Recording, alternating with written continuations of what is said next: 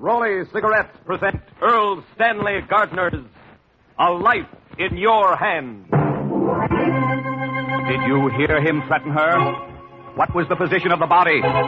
Was she still alive at 8:30?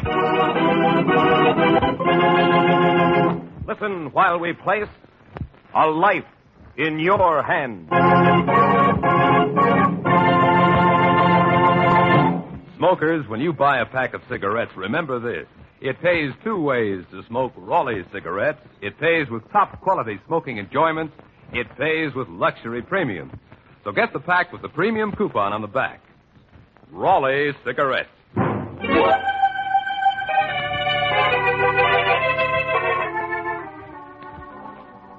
You never know when you step from the safety of your home, when you may witness a violent death and be called upon to testify as to what you saw and heard, and suddenly find yourself with a life in your hand. Murder is a dark enigma that strikes fear into the heart of man. Strange, baffling, mysterious. But the darkest crime one man can invent, another man can unravel. And such a man is Jonathan Kegg, created by Erle Stanley Gardner, the world's most popular writer of mysteries. Mr. Gardner is also creator of the famous Perry Mason, Doug Selby, and dozens of equally outstanding fictional characters. Jonathan Kegg is a lawyer, but of a very special sort. When he appears in court, Jonathan Kegg acts only in the capacity of amicus curiae. And here's Mr. Kegg himself to tell you what that is. Good evening, ladies and gentlemen. Mr. Kegg, just what is meant by amicus curiae? Translated from the Latin, amicus curiae simply means friend of the court. It refers to a lawyer or an expert who enters a case neither on behalf of the prosecution nor the defense. He acts impartially, seeking only the truth. How does an amicus curiae go about finding the truth? It is my belief that by cross-examination of witnesses, the truth can usually be learned. And as amicus curiae, you conduct such cross-examination in the hope of seeing justice done? Exactly. All we need is testimony from witnesses who remember what they hear. The basis of our system of justice is the ability of witnesses to relate accurately what they saw or heard. You never know when a crime is going to be committed. Even now, somewhere in the city, there may be a crime in the making.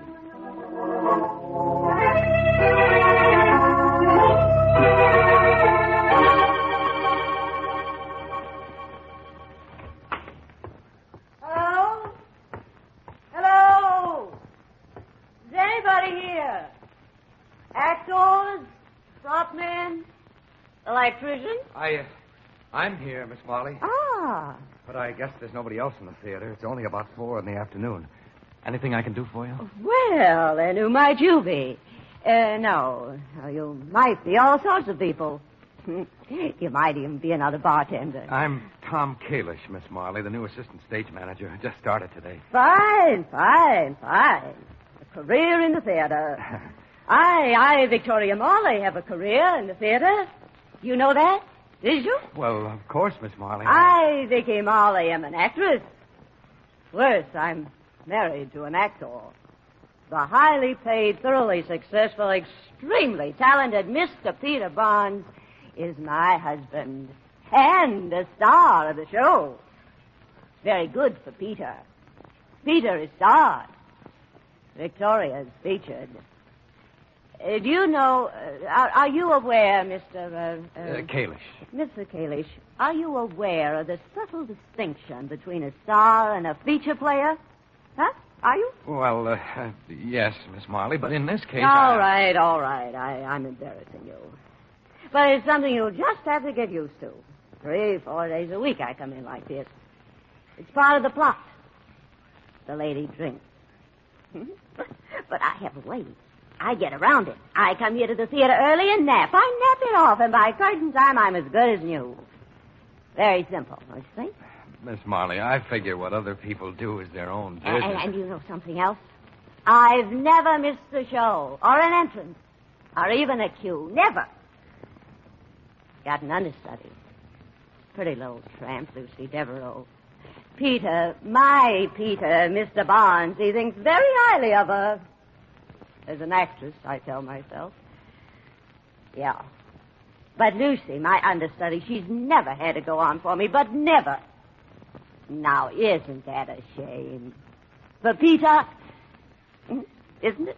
Miss Marley, I'm brand new with the show. Okay, I'm sorry. I know. It's just talk, that's all. Do you know whether Charlie finished repainting the second act job? He said he'd have it done in time for the show tonight. The head stage manager, you mean? Yeah, Charlie wanted me to speak to you about that. Don't tell me he forgot it again. Well, I told him. At least it doesn't. Have you seen the drop? I walk on, a blonde.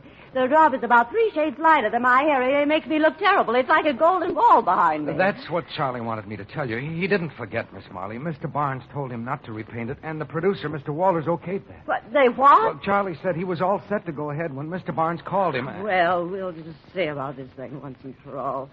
Vol, you got any change, Nichols? Yeah, I think so. Mm-hmm. Here. Oh, thanks. Oh, here, keep it out. Oh, no, just for a couple of nickels. That's crazy, Miss Marley. I'll keep it.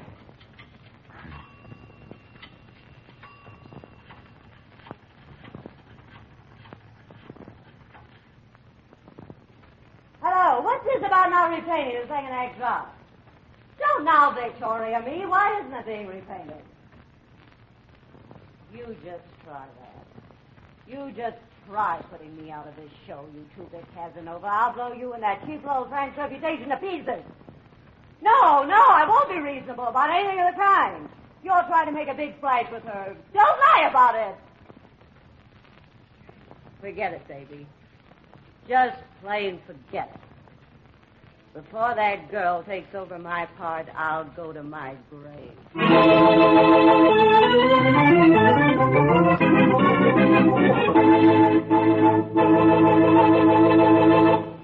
Smokers, it pays 2 ways to smoke Raleigh cigarettes.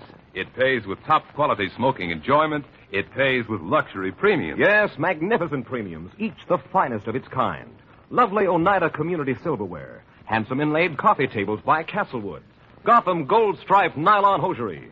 Chic super-electric shavers, and more than 50 others. And you can have any of these beautiful premiums simply by saving the premium coupons you get with Raleigh cigarettes. And remember, Raleigh premiums are made possible by reduced advertising expenditures and by accepting a smaller profit than the usual rate for the cigarette industry. Thus, the Raleigh Premium Plan is a profit-sharing plan. Raleigh premiums are a bonus to the Raleigh smoker. yes, it pays 2 ways to smoke Raleigh cigarettes. It pays with top-quality smoking enjoyment. It pays with luxury premiums. So get the pack with the premium coupon on the back. Raleigh cigarette.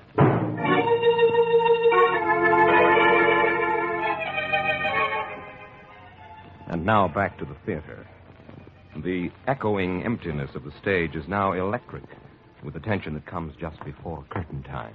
3 minutes. 3 minutes. Curtain in 3 minutes. Mr. Barnes, 3 minutes. Mr. Barnes? That's funny. He's not... If you're looking for Mr. Barnes, he's in his wife's dressing room down the hall. Oh, thanks, Miss Devereaux. He's on in 3 minutes. You'd better go and remind him then. Yeah, I guess I had. And don't let the sound and fury bother you. It's just Victoria giving him his nightly lecture. Okay. 3 minutes. Curtain in 3 minutes. First act curtain going up in 3 minutes. Don't give it to me. I can act things around Devereaux, drunk or sober. The last time you lower your voice. No, I won't lower my voice. I'll talk as loud as Nicky, I swear if you don't shut up. 3 minutes, Mr. Barnes. You're on in 3 minutes. All right, Kalish. Thanks. I'll be down in just a minute.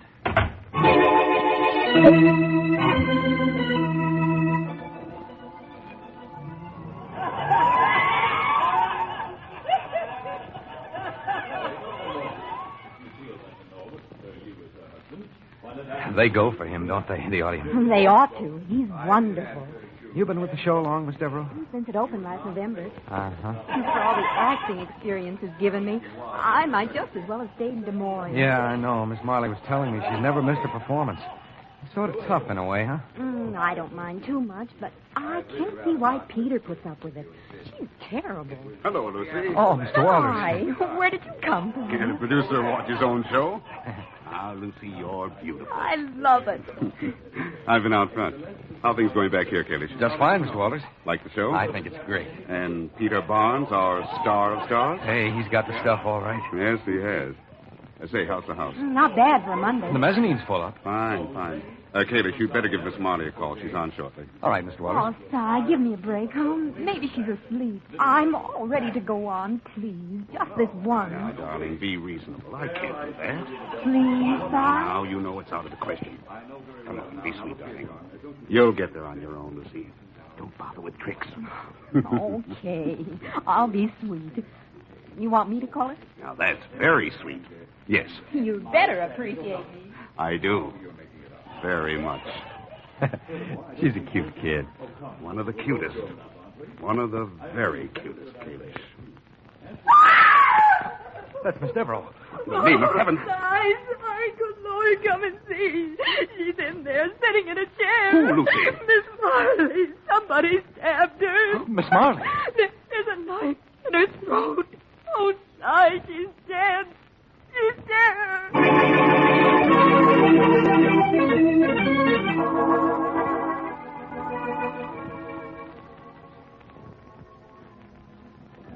Mr. Kegg, I should begin this discussion by telling you that I am absolutely certain Peter Barnes did not kill his wife. Very interesting, Mr. Walters. As you know, they've brought an indictment against him, and the trial has been underway for a couple of days now. The prosecution is making a good case against him, but the charge is absolutely baseless. Just what exactly do you want me to do, Mr. Walters? I believe Vicky Marley committed suicide. But the police and the DA seem to have overlooked or at least discredited the possibility completely. Did you suggest this theory to them? Yes, and, well, they were very polite about it, but... Mr. Kegg, I would like you to volunteer your services to the court as amicus curiae. And by examining all the evidence, I believe you can prove it was almost a physical impossibility for Peter Barnes to kill his wife. Have you evidence to support that? Yes. Peter is on stage during most of the show, especially the first and second acts. Vicky's body was discovered during the second act, while Peter was in plain sight of the audience. Have you considered that he might have killed her between the first and second acts? No. According to her maid, she was still alive when the second act curtain went up. Have you considered that someone else may have killed her? Miss Devereux, perhaps? Yes, I have, but well, it doesn't add up. Lucy could have killed Victoria, but I can't think why. She had replaced Victoria, at least as an actress, in Peter's estimation as well as my own. I'll admit it presents a fascinating challenge, Mr. Walters. And you may name your own fee, Mr. Kegg. No, Mr. Walters. Amicus curiae will never accept a fee. I am particularly fortunate in that I'm financially secure. Therefore, I'm able to serve in that capacity and to indulge my passion for helping to see justice done. Then you will do so in this case? Remember, if I do offer my services to the court as amicus curiae tomorrow morning, my object will not be to prove that Peter Barnes didn't kill his wife. I shall seek only to uncover the facts and fit them together in a logical pattern, no matter whom it may help or hurt.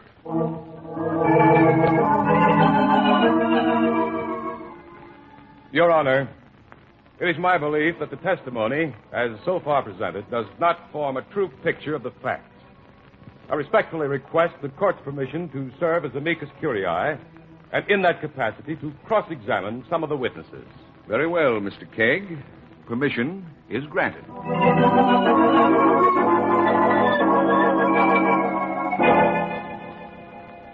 Mr. Barnes, you say the last time you saw your wife alive was when you left her dressing room a minute or so before the first act began. That's right. It has been conclusively established that Miss Marley was still alive when the second act curtain went up. Would you mind telling me, Mr. Barnes, just how long you were on the stage during the second act prior to that point at which Miss Marley makes her entrance? I go off just once. I'm supposed to make an exit onto a veranda. And then I reappear a few minutes later through a French door in the back wall of the stage. How much time would you say elapses during that period? As I say, a few minutes. I've never given it much thought. I see. This letter opener with which your wife was stabbed. Do you recognize it? Yes. It's mine. When was the last time you saw it? I don't really remember. A few days ago in my dressing room, I think. In your dressing room? I think so. Thank you, Mr. Barnes. That'll be all. Your Honor, I believe there are additional facts which have not been brought to light in the testimony so far. I understand that the entire cast and the people sitting in the front row of the audience have been subpoenaed and are here in court. I would like to talk with one of those people. We will call to the stand any person you desire, Mr. Kegg, and that person must testify. Thank you, Your Honor. Ladies and gentlemen, few of us ever consider that we might at any moment be witness to a crime. The crimes of violence and passion that you read about in your newspapers are not committed in a vacuum. Much of the evidence which could solve them is frequently witnessed by many people.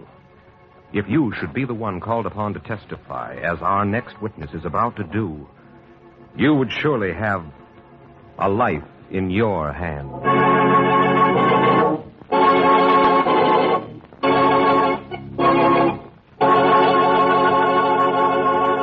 Smoke Raleigh's cigarettes, the pack with the premium coupon on the back. Because it pays two ways to smoke Raleigh's cigarettes. It pays with top-quality smoking enjoyment. It pays with luxury premiums. And don't forget this. We guarantee that no other cigarette gives you finer quality tobaccos than Raleigh. That no other cigarette is easier on your throat, richer tasting, more satisfying than Raleigh. Yes, and Raleigh is the only popular brand of cigarette that gives you luxury premiums. And remember, Raleigh premiums are made possible by reduced advertising expenditures and by accepting a smaller profit than the usual rate for the cigarette industry. Thus, the Raleigh Premium Plan is a profit-sharing plan. Raleigh premiums are a bonus to the Raleigh smoker. That's why it pays two ways to smoke Raleigh cigarettes. It pays with top-quality smoking enjoyment. It pays with luxury premiums. Smoke Raleigh cigarettes, the pack with the premium coupon on the back.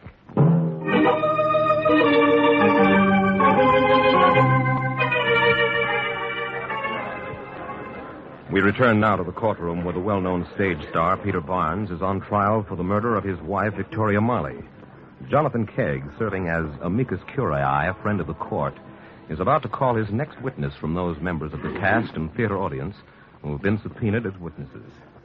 If you were this witness, you would have a life in your hands. I would like to have Tom Kalish, the assistant stage manager, take the stand. Tom Kalish appeared before you entered the case, Mr. Kegg. He's already been sworn. Come forward, Tom Kalish. Mr. Kalish, the court record shows that when you testified before, you told briefly about a quarrel you overheard between Mr. Barnes and Miss Marley. What were they quarreling about?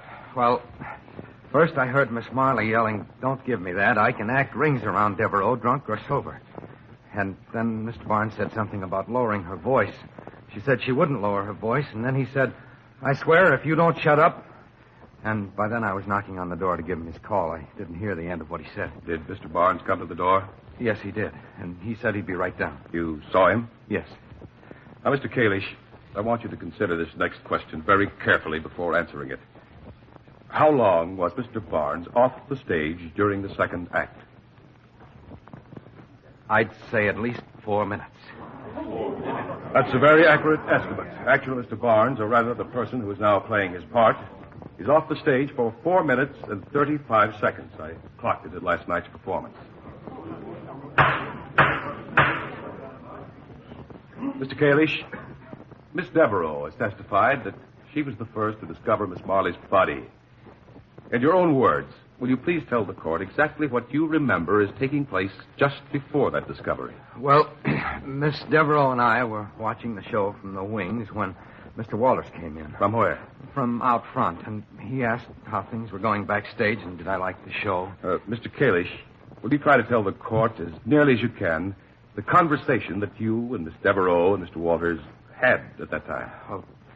I'll try, Mr. Kegg. Please do. Mr. Barnes' fate may depend on how well you remember it. Well, let's see. Miss Devereaux and I both said hello to Mr. Walters. Then he said, sort of kidding, Lucy, you're beautiful. And then he said to me, I've been out front. How are things going back here? And I answered that it was going all right. Yes. Go on. And then Mr. Walters asked, how's the house? And Miss Devereaux and I both jumped in to answer that it was pretty full for Monday. And then Mr. Walters asked me to give Miss Marley a call because she was on pretty soon. And Miss Devereaux said, oh, give me a break, Si. Maybe she's sleeping. I'm all ready to go on. But Mr. Walters wouldn't go for that. How do you mean, Mr. Kalish? Well, he talked her out of it. Something about Miss Devereaux's getting there on her own and not having to bother with tricks. So Miss Devereaux offered to call Miss Marley herself. And then a few seconds after she's gone, we heard her scream, and she came running back crying and told us Miss Marley was dead. I see. Earlier in your testimony, Mr. Kalish, you stated that Miss Marley made a phone call in your presence.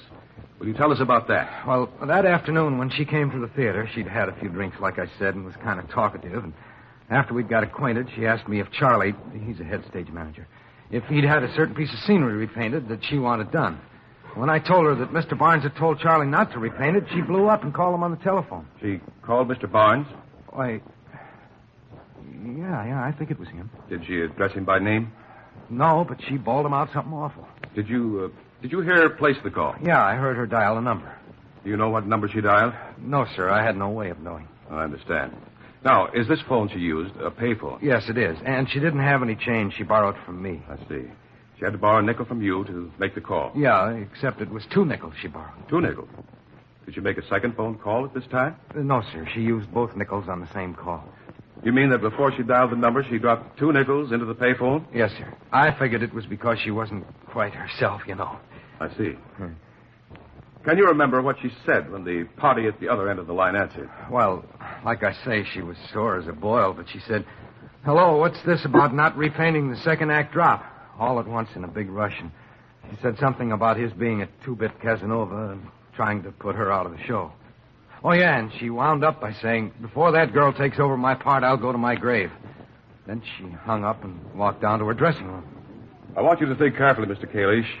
At any time during Miss Marley's phone conversation, did she ever explicitly address the person to whom she was talking as Peter or Mr. Barnes? No.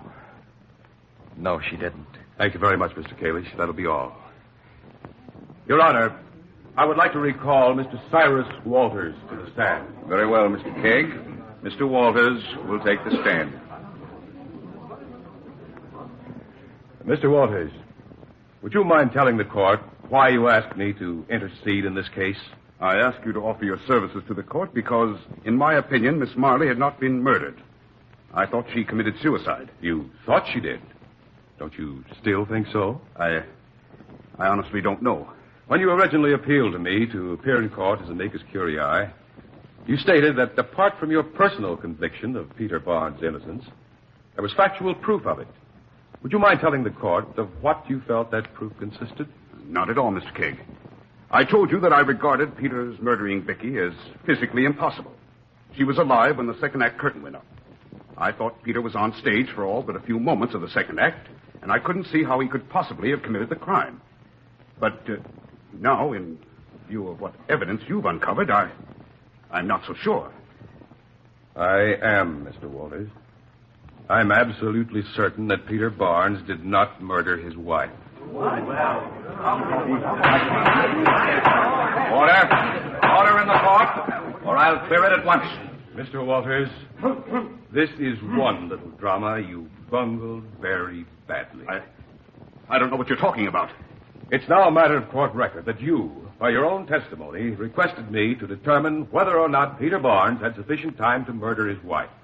But because you must have known, through your long association with the show, that he did have sufficient time to commit the crime, I can only assume that your intention was to ensure that point being brought out strongly in the court, thus strengthen the case against him.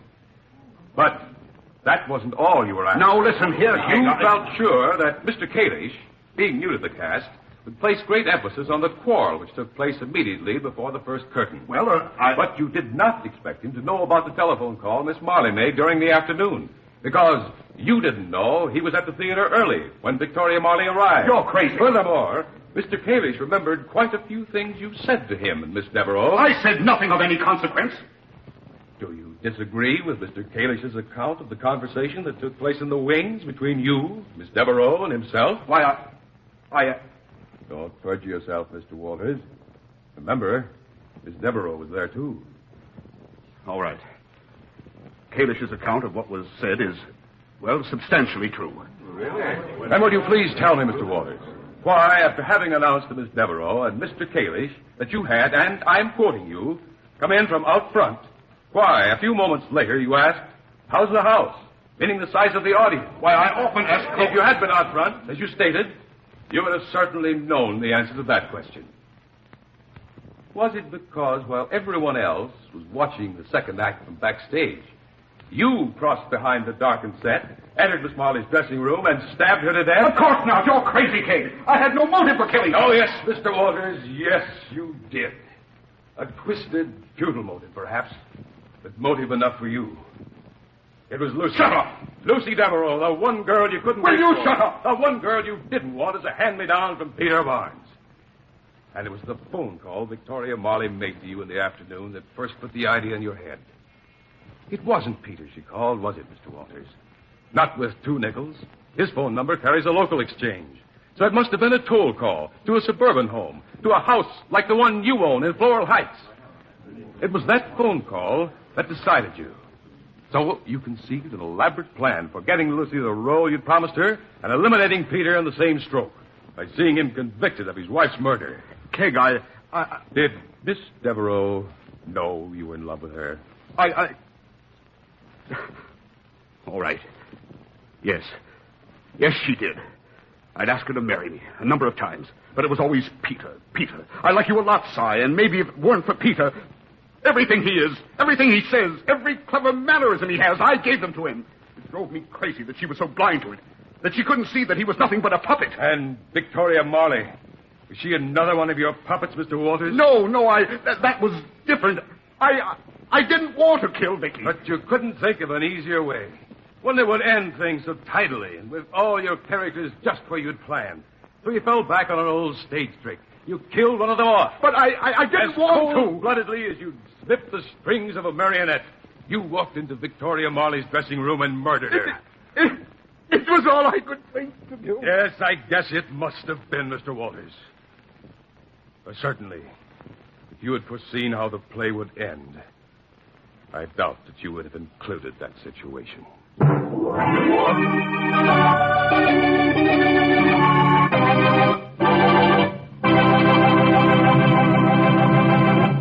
Thank you, Jonathan Kegg.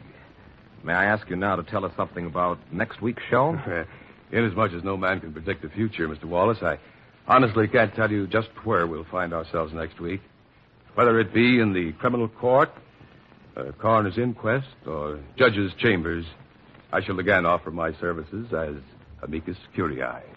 Friends, here's a cordial invitation for each of you to be with us next Tuesday when you will again hear Jonathan Kegg, created by Erle Stanley Gardner, author of the internationally famous Perry Mason stories and many others.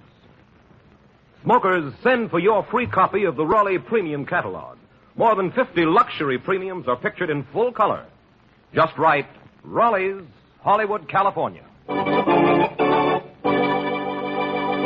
Pipe smokers, you'll like Sir Walter Raleigh pipe tobacco. You'll like the rich, full-bodied flavor of Sir Walter Raleigh. Never bitter, never biting. You'll like the way Sir Walter Raleigh smokes cool, clean, never leaves a soggy heel in your pipe. Just a nice dry ash. And you'll like that grand aroma of Sir Walter Raleigh. You and your pipe will be welcome everywhere. Yes, men, you'll like everything about Sir Walter Raleigh. It's the quality pipe tobacco of America.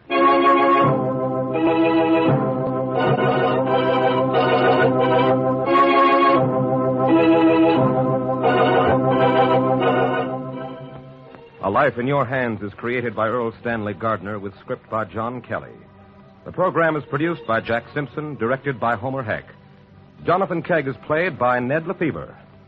This is Myron Wallace inviting you to be with us again next week when Raleigh Cigarettes, the pack with the coupon on the back, will again place a life in your hands.